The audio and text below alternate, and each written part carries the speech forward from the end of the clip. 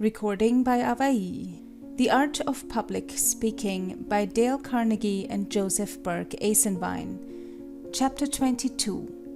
Influencing by Suggestion. Sometimes the feeling that a given way of looking at things is undoubtedly correct prevents the mind from thinking at all. In view of the hindrances which certain kinds or degrees of feeling throw into the way of thinking, it might be inferred that the thinker must suppress the element of feeling in the inner life. No greater mistake could be made. If the Creator endowed man with the power to think, to feel, and to will, these several activities of the mind are not designed to be in conflict, and so long as any one of them is not perverted or allowed to run to excess, it necessarily aids and strengthens the others in their normal functions. Nathan C. Sheffer, Thinking and Learning to Think.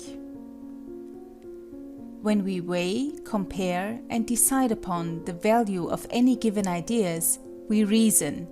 When an idea produces in us an opinion or an action, without first being subjected to deliberation, we are moved by suggestion. Man was formerly thought to be a reasoning animal, basing his actions on the conclusions of natural logic. It was supposed that before forming an opinion or deciding on a course of conduct, he weighed at least some of the reasons for and against the matter, and performed a more or less simple process of reasoning. But modern research has shown that quite the opposite is true. Most of our opinions and actions are not based upon conscious reasoning, but are the result of suggestion. In fact, some authorities declare that an act of pure reasoning is very rare in the average mind. Momentous decisions are made, far-reaching actions are determined upon, primarily by the force of suggestion. Notice that word primarily, for simple thought and even mature reasoning often follows a suggestion accepted in the mind, and the thinker fondly supposes that his conclusion is from first to last based on cold logic. The basis of suggestion. We must think of suggestion both as an effect and as a cause. Considered as an effect, or objectively, there must be something in the hearer that predisposes him to receive suggestion. Considered as a cause, or subjectively, there must be some methods by which the speaker can move upon that particularly susceptible attitude of the hearer. How to do this honestly and fairly is our problem. To do it dishonestly and trickily, to use suggestion to bring about conviction and action without a basis of right and truth and in a bad cause, is to assume the terrible responsibility that must fall on the champion of error. Jesus scorned not to use suggestion so that he might move men to their benefit, but every vicious trickster has adopted the same means to reach base ends. Therefore, honest men will examine well into their motives and into the truth of their cause before seeking to influence men by suggestion. Three fundamental conditions make us all susceptible to suggestion. We naturally respect authority. In every mind, this is only a question of degree, ranging from the subject who is easily hypnotized to the stubborn mind that fortifies itself the more strongly with every assault upon its opinion. The latter type is almost immune to suggestion. One of the singular things about suggestion is that it is rarely a fixed quantity. The mind that is receptive to the authority of a certain person may prove inflexible to another. Moods and environments that produce hypnosis readily in one instance may be entirely inoperative in another, and some minds can scarcely ever be thus moved. We do know, however, that the feeling of the subject that authority, influence, power, domination, control, whatever you wish to call it, lies in the person of the suggester, is the basis of all suggestion. The extreme force of this influence is demonstrated in hypnotism. The hypnotic subject is told that he's in the water. He accepts the statement as true and makes swimming motions. He is told that a band is marching down the street playing the Star-Spangled Banner. He declares he hears the music, arises, and stands with head bared. In the same way, some speakers are able to achieve a modified hypnotic effect upon their audiences. The hearers will applaud measures and ideas which, after individual reflection, they will repudiate unless such reflection brings the conviction that the first impression is correct. A second important principle is that our feelings, thoughts, and wills tend to follow the line of least resistance. Once open the mind to the sway of one feeling, and it requires a greater power of feeling, thought, or will, or even all three, to unseat it. Our feelings influence our judgments and volitions much more than we care to admit. So true is this that it is a superhuman task to get an audience to reason fairly on a subject on which it feels deeply, and when this result is accomplished, the success becomes noteworthy, as in the case of Henry Ward Beecher's Liverpool speech. Emotional ideas once accepted are soon cherished and finally become our very inmost selves. Attitudes based on feelings alone are prejudices. What is true of our feelings in this respect applies to our ideas. All thoughts that enter the mind tend to be accepted as truth, unless a stronger and contradictory thought arises.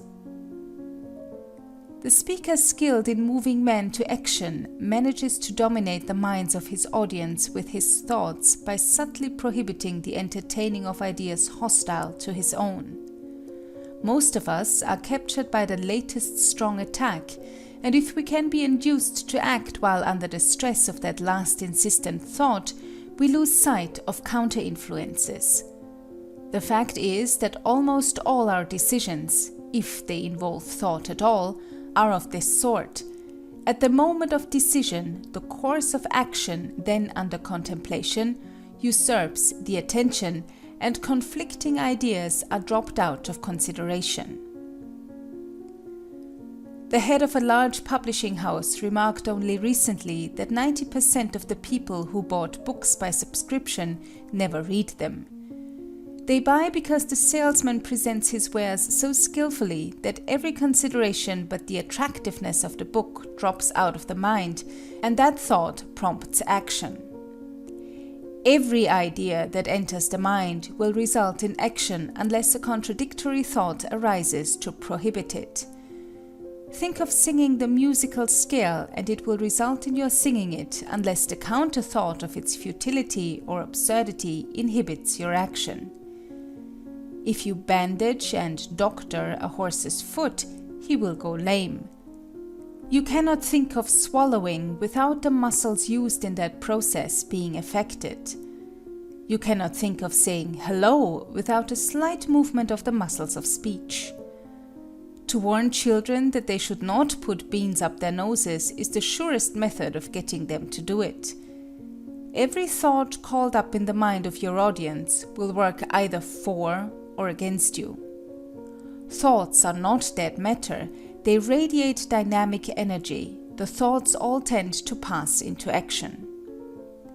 Thought is another name for fate. Dominate your hearer's thoughts, allay all contradictory ideas, and you will sway them as you wish. Volitions as well as feelings and thoughts tend to follow the line of least resistance. That is what makes habit. Suggest to a man that it is impossible to change his mind, and in most cases it becomes more difficult to do so.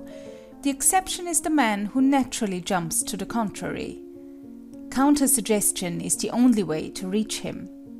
Suggest subtly and persistently that the opinions of those in the audience who are opposed to your views are changing, and it requires an effort of the will, in fact, a summoning of the forces of feeling, thought, and will, to stem the tide of change that has subconsciously set in. But not only are we moved by authority and tend toward channels of least resistance, We are all influenced by our environments. It is difficult to rise above the sway of a crowd. Its enthusiasms and its fears are contagious because they are suggestive. What so many feel, we say to ourselves, must have some basis in truth. 10 times 10 makes more than 100. Set 10 men to speaking to 10 audiences of 10 men each, and compare the aggregate power of those 10 speakers with that of 1 man addressing 100 men. The 10 speakers may be more logically convincing than the single orator, but the chances are strongly in favor of the 1 man's reaching a greater total effect, for the 100 men will radiate conviction and resolution as 10 small groups could not. We all know the truism about the enthusiasm of numbers. See the chapter on influencing the crowd. Environment controls us unless the contrary is strongly suggested. A gloomy day in a drab room, sparsely tenanted by listeners, invites platform disaster. Everyone feels it in the air. But let the speaker walk squarely up to the issue and suggest by all his feeling, manner, and words that this is going to be a great gathering in every vital sense, and see how the suggestive power of environment recedes before the advance of a more potent suggestion, if such the speaker is able to make it.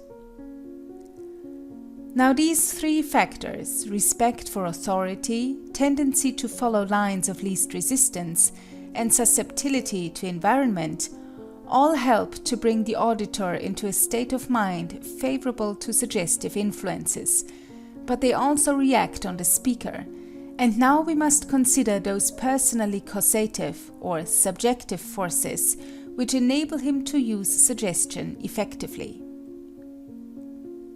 How the speaker can make suggestion effective. We have seen that under the influence of authoritative suggestion, the audience is inclined to accept the speaker's assertion without argument and criticism. But the audience is not in this state of mind unless it has implicit confidence in the speaker. If they lack faith in him, question his motives or knowledge, or even object to his manner, they will not be moved by his most logical conclusion, and will fail to give him a just hearing. It is all a matter of their confidence in him. Whether the speaker finds it already in the warm, expectant look of his hearers, or must win to it against opposition or coldness, he must gain that one great vantage point before his suggestions take on power in the hearts of his listeners. Confidence is the mother of conviction. Note in the opening of Henry W. Grady's after-dinner speech how he attempted to secure the confidence of his audience.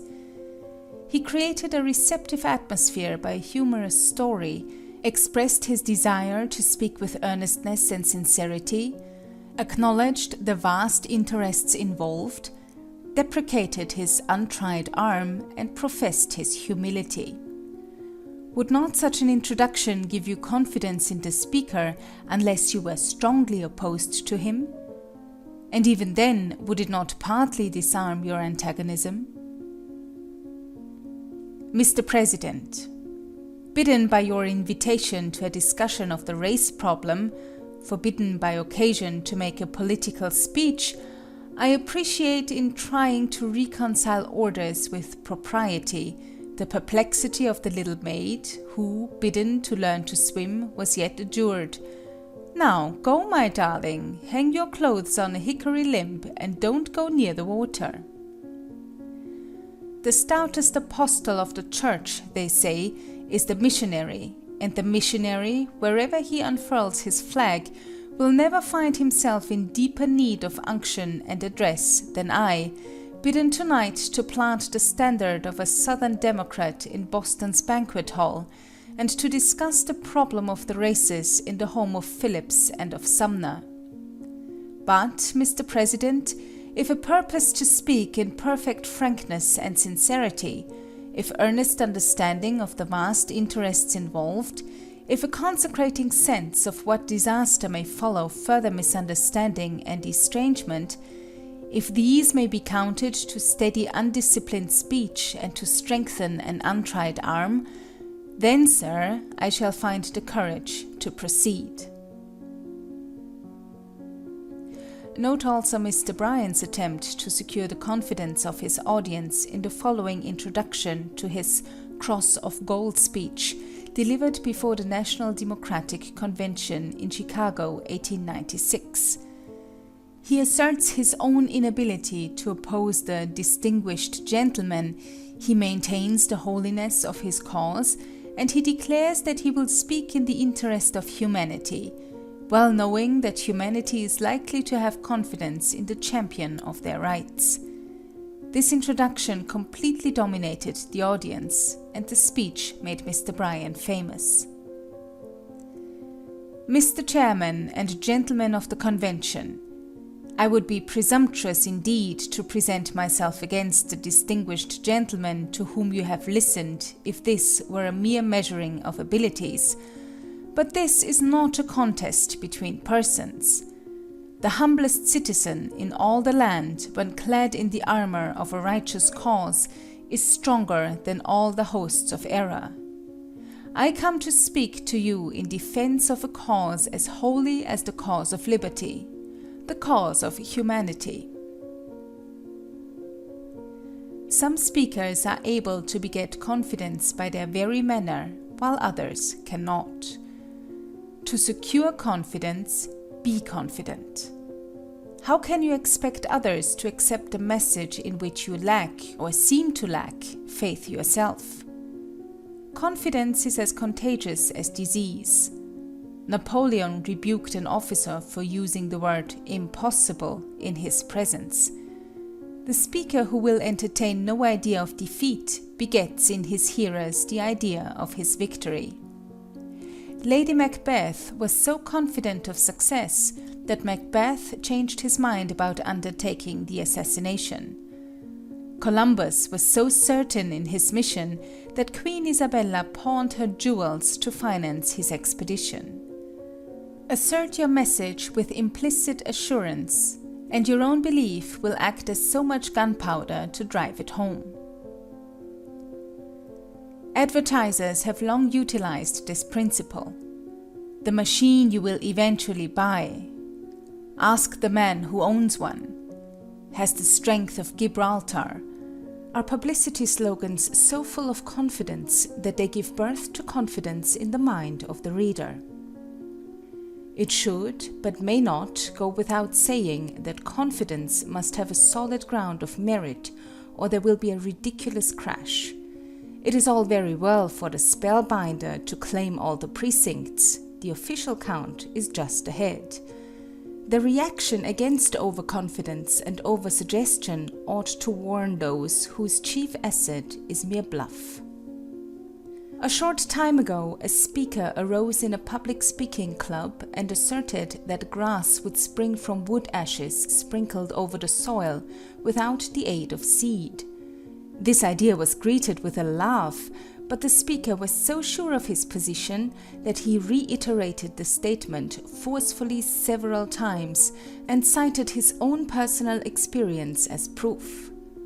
One of the most intelligent men in the audience, who at first had derided the idea, at length came to believe in it. When asked the reason for his sudden change of attitude, he replied, "Because the speaker is so confident." In fact, he was so confident that it took a letter from the U.S. Department of Agriculture to dislodge his error. If by a speaker's confidence intelligent men can be made to believe such preposterous theories as this, where will the power of self-reliance cease when plausible propositions are under consideration, advanced with all the power of convincing speech? Note the utter assurance in these selections.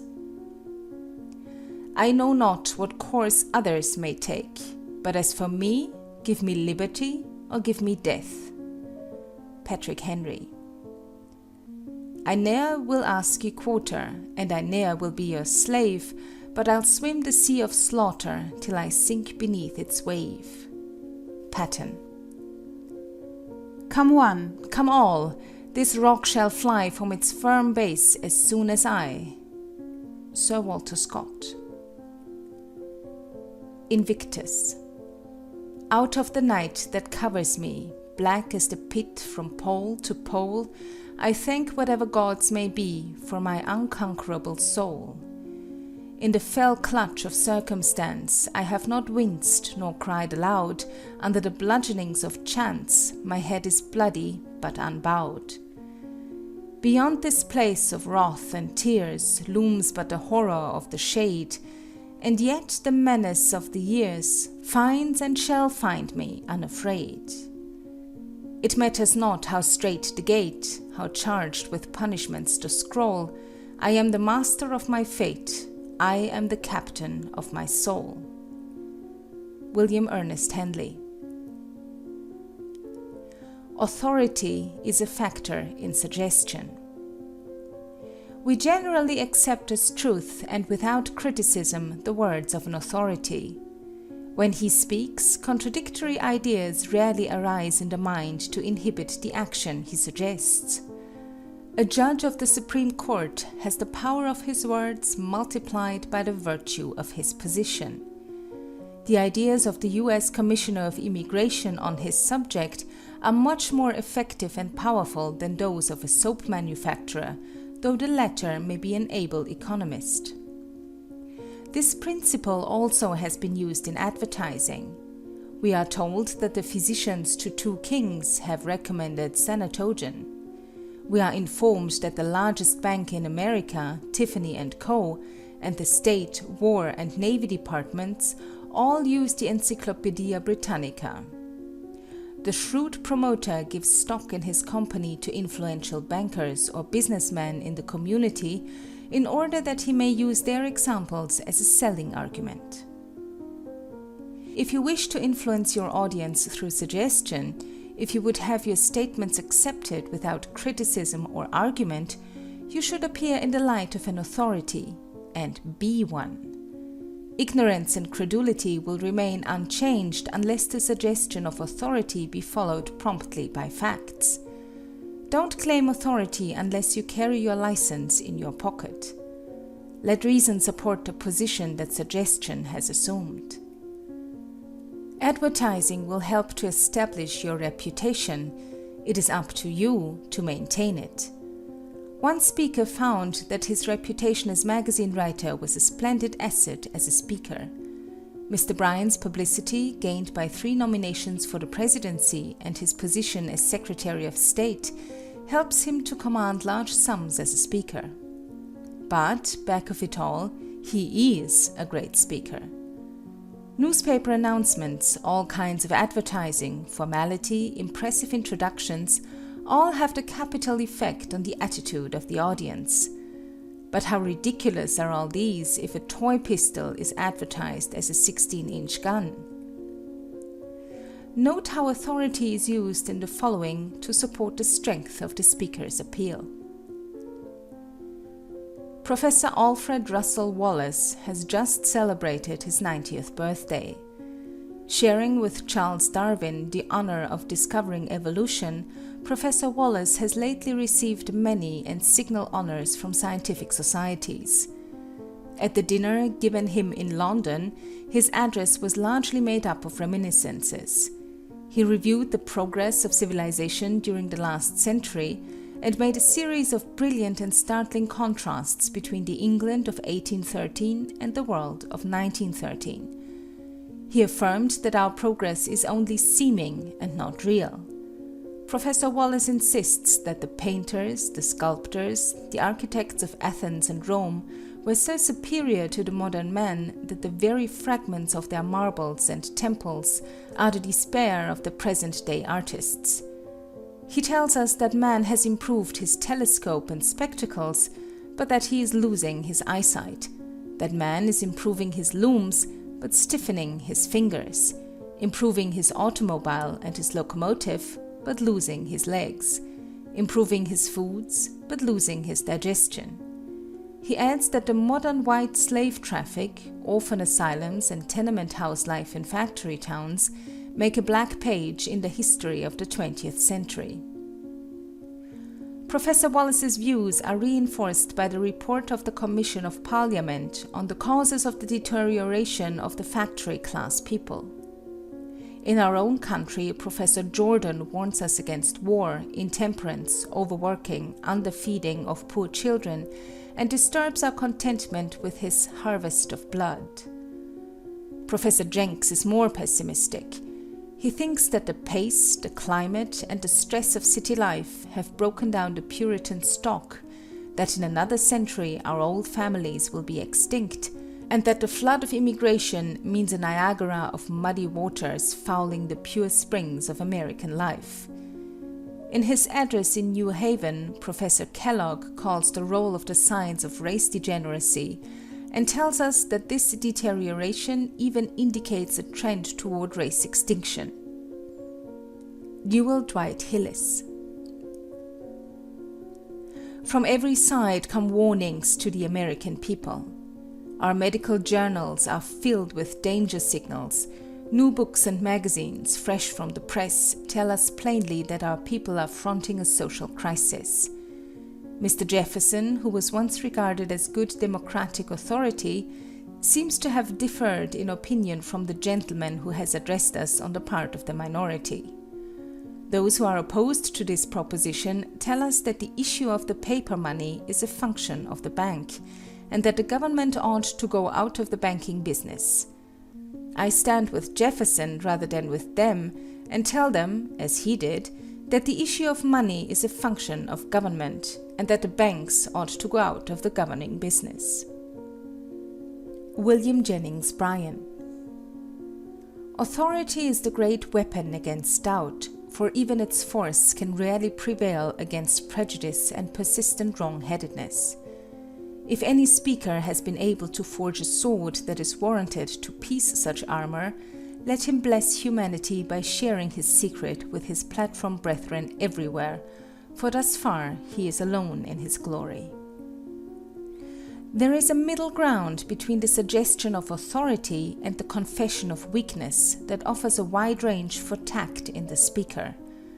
No one can advise you when to throw your hat in the ring and say defiantly at the outstart, "Gentlemen, I am here to fight." Theodore Roosevelt can do that. Beecher would have been mobbed if he had begun in that style at Liverpool. It is for your own tact to decide whether you will use the disarming grace of Henry W. Grady's introduction just quoted. Even the time-worn joke was ingenious and seemed to say, "Gentlemen, I come to you with no carefully palmed coins," or whether the solemn gravity of Mr. Bryan before the convention will prove to be more effective. Only be sure that your opening attitude is well thought out, and if it change as you warm up to your subject, let not the change lay you open to a revulsion of feeling in your audience. Example is a powerful means of suggestion. As we saw while thinking of environment in its effects on an audience, we do, without the usual amount of hesitation and criticism, what others are doing. Paris wears certain hats and gowns, the rest of the world imitates. The child mimics the action, accents, and intonations of the parent. Were a child never to hear anyone speak, he would never acquire the power of speech, unless under most arduous training, and even then only imperfectly.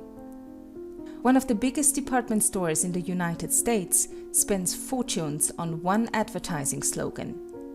Everybody is going to the big store. That makes everybody want to go. You can reinforce the power of your message by showing that it has been widely accepted. Political organizations subsidize applause to create the impression that their speakers' ideas are warmly received and approved by the audience. The advocates of the commissioned form of government of cities, the champions of votes for women, reserve as their strongest arguments the fact that a number of cities and states have already successfully accepted their plans. Advertisements use the testimonial for its power of suggestion. Observe how this principle has been applied in the following selections, and utilize it on every occasion possible in your attempts to influence through suggestion. The war is actually begun. The next gale that sweeps from the north will bring to our ears the clash of resounding arms. Our brethren are already in the field. Why stand ye here idle? Patrick Henry. With a zeal approaching the zeal which inspired the Crusaders who followed Peter the Hermit, our silver democrats went forth from victory unto victory until they are now assembled, not to discuss, not to debate, but to enter up the judgment already rendered by the plain people of this country. In this contest the brother has been arrayed against brother, father against son. The warmest ties of love, acquaintance, and association have been disregarded. Old leaders have been cast aside when they refused to give expression to the sentiments of those whom they would lead, and new leaders have sprung up to give direction to this cause of truth. Thus has the contest been waged, and we have assembled here under as binding and solemn instructions as were ever imposed upon representatives of the people. William Jennings Bryan. Figurative and indirect language has suggestive force, because it does not make statements that can be directly disputed. It arouses no contradictory ideas in the minds of the audience, thereby fulfilling one of the basic requisites of suggestion. By implying a conclusion in indirect or figurative language, it is often asserted more forcefully. Note that in the following Mr. Bryan did not say that Mr. McKinley would be defeated. He implied it in a much more effective manner. Mr. McKinley was nominated at St. Louis upon a platform which declared for the maintenance of the gold standard until it can be changed into bimetallism by international agreement. Mr. McKinley was the most popular man among the Republicans, and 3 months ago everybody in the Republican Party prophesied his election. How is it today? Why, the man who was once pleased to think that he looked like Napoleon, that man shudders today when he remembers that he was nominated on the anniversary of the Battle of Waterloo. Not only that, but as he listens he can hear with ever-increasing distinctness the sound of the waves as they beat upon the lonely shores of St. Helena. Had Thomas Carlyle said, "A false man cannot found a religion," his words would have been neither so suggestive nor so powerful, nor so long remembered as his implication in these striking words. A false man found a religion? Why, a false man cannot build a brick house.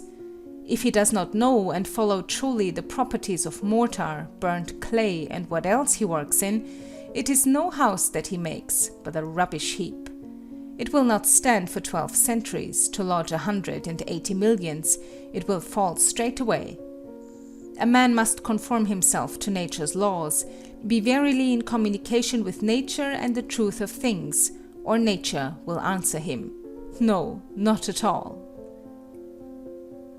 Observe how the picture that Webster draws here is much more emphatic and forceful than any mere assertion could be. Sir, I know not how others may feel, but as for myself, when I see my alma mater surrounded, like Caesar in the Senate House, by those who are reiterating stab after stab, I would not for this right hand have her turn to me and say, "And thou too, my son?" Webster. A speech should be built on sound logical foundations, and no man should dare to speak in behalf of a fallacy. Arguing a subject, however, will necessarily arouse contradictory ideas in the mind of your audience. When immediate action or persuasion is desired, suggestion is more efficacious than argument.